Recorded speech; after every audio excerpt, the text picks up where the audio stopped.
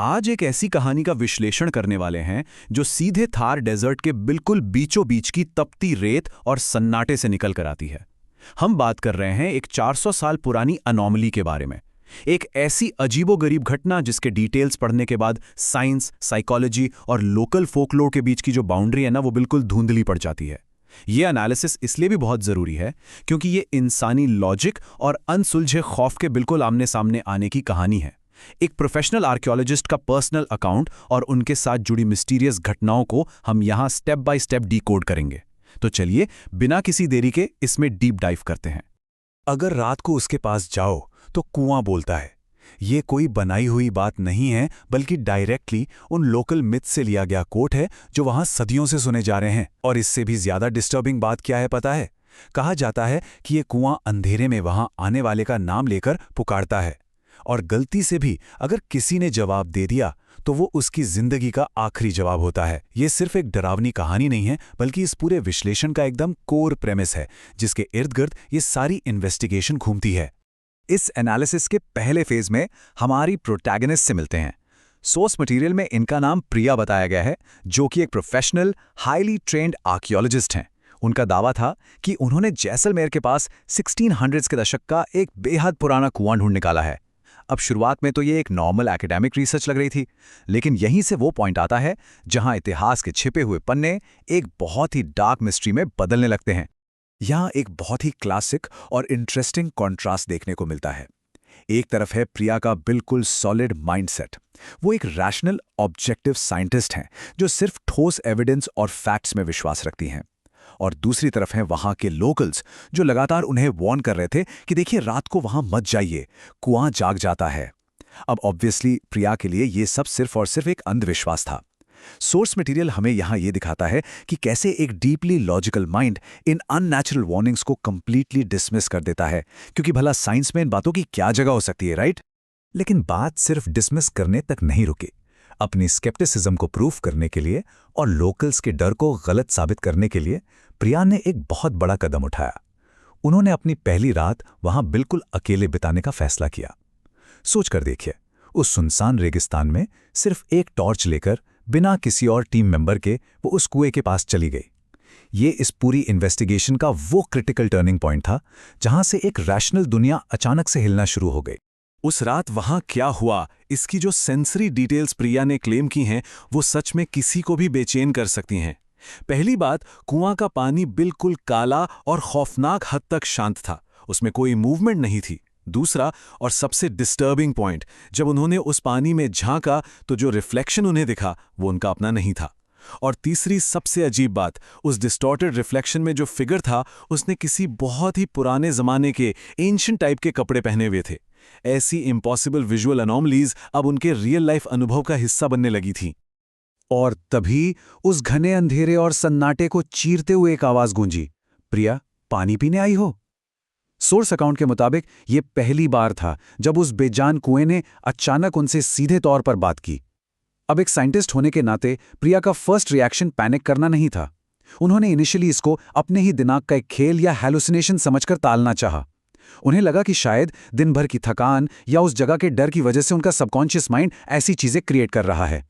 लेकिन ये डिल्यूजन्स नहीं थे और आवाजें रुकने का नाम नहीं ले रही थी। जैसे जैसे कुआं गहरा होता गया, आवाजें लगातार आती रहीं। कभी कहती नीचे आओ, कभी यहां बहुत ठंड है, गर्मी है, आओ।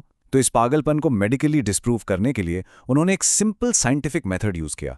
उन्होंने अपना ऑडियो रिकॉर्डर ऑन किया और इसे कुएं की गहराई में लटका दिया।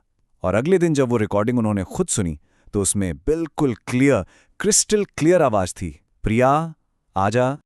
और यहीं पर आकर सारा लॉजिक, सारी साइंस दम तोड़ देती है। यहां सबसे बड़ा और विसरल शॉक सामने आता है। वो जो आवाज रिकॉर्डिंग में थी ना, वो किसी रैंडम लोकल इंसान की नहीं थी। सोर्स मटेरियल बिल्कुल साफ क्लेम करता है कि वो आवाज प्रिया की अपनी नानी की थी। वही नानी जिन्हें इस दुनिया से गुजरे हुए पूरे 10 साल बीत चुके थे। एक साइंटिस्ट के लिए सोचिए, जब फिजिकल एविडेंस जैसे कि एक digital audio recording impossible, supernatural बातों को वैलिडेट करने लगे तो पूरी की पूरी इन्वेस्टिगेशन का रुख ही बदल जाता है। इस लिटरली माइंड बेंडिंग डिस्कवरी के बाद एनालिसिस एक नए और बेहद डेंजरस फेज में एंटर करता है, डिसेंट इनटू द डार्क। प्रिया ने डिसाइड किया कि इस मिस्ट्री को वो ऐसे ही अधूरा नहीं छोड़ सकती। सच्चाई क्या है ये जानने के लिए फिजिकली उस 400 साल पुराने कुआं के अंदर उतरने का एक बेहद बोल्ड और शायद रेकलेस फैसला लिया गया। ये ह्यूमन लॉजिक और साइंटिफिक क्यूरियोसिटी का अल्टीमेट टेस्ट था। उस अंधेरे में नीचे उतरना अपने आप में किसी नाइटमेयर से कम नहीं था। एक एक करके स्टेप्स देखिए। पहले एक मोटी रस्सी के सहारे लगभग 50 फीट तक पूरे अंधेरे में उतरना, फिर और नीचे जाना और लगभग 100 फीट तक पहुंचने के बाद एक अजीब बात नोटिस करना कि कुआं पूरी तरह से सूखा हुआ है, वहां पानी की एक बूंद तक नहीं थी। और फिर रास्ते में आती है एक इम्पॉसिबल रुकावट, एक मैसिव पत्थर का कार्व्ड दरवाजा। एक कुएं के इतने अंदर 100 फीट नीचे ऐसे इलैबोरेट दरवाजे का होना प्रैक्टिकली और आर्किटेक्चरली पॉसिबल ही नहीं लगता। उस पत्थर के दरवाजे पर जो इंस्क्रिप्शन था, जो लिखावट थी, वो किसी के भी रोंगटे खड़े करने के लिए काफी है। उस पर लिखा था, जो अंदर आया वो बाहर नहीं जा सकता एक्सेप्ट एक के साथ। ध्यान दीजिए, ये सिर्फ एक रैंडम कार्विंग नहीं थी, ये एक ऐसी ऑमिनस वार्निंग थी, एक ऐसी डार्क एस्केप कंडीशन थी जो साफ तौर पर यह बता रही थी कि इस दरवाजे के उस पार जो भी है वो आपको बिना किसी भारी कीमत चुकाए वापस नहीं जाने देगा। और उस भारी दरवाजे के ठीक पीछे छिपा हुआ था एक 400 साल पुराना सबटेरेनियन रूम, जिसे द चेंबर ऑफ स्केलेटन्स का नाम दिया गया है।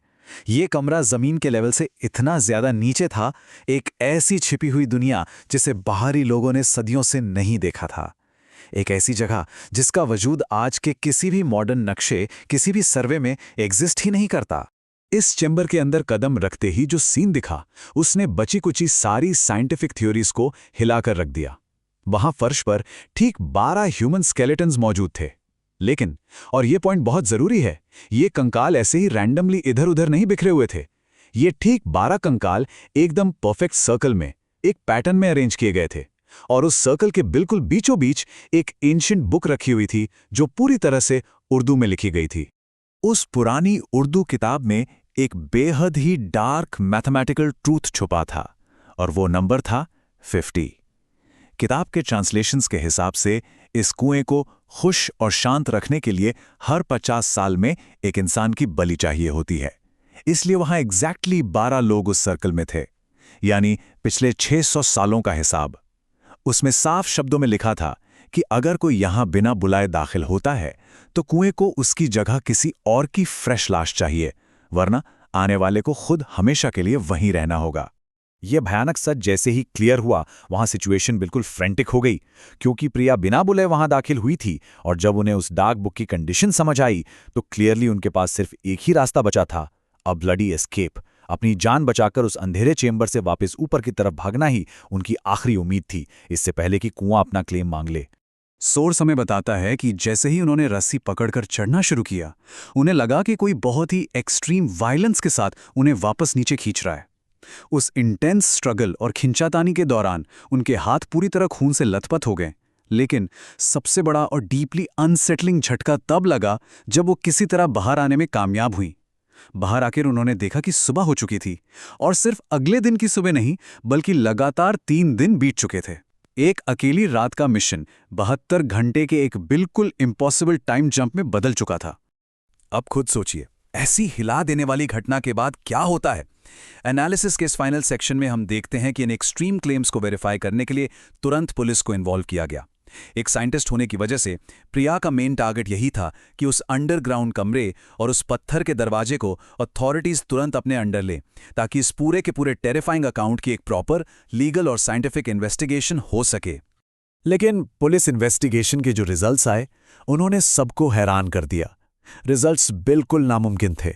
जब पुलिस की टीम उस एग्जैक्ट स्पॉट पर पहुंची तो वो कुआं वहां था ही नहीं।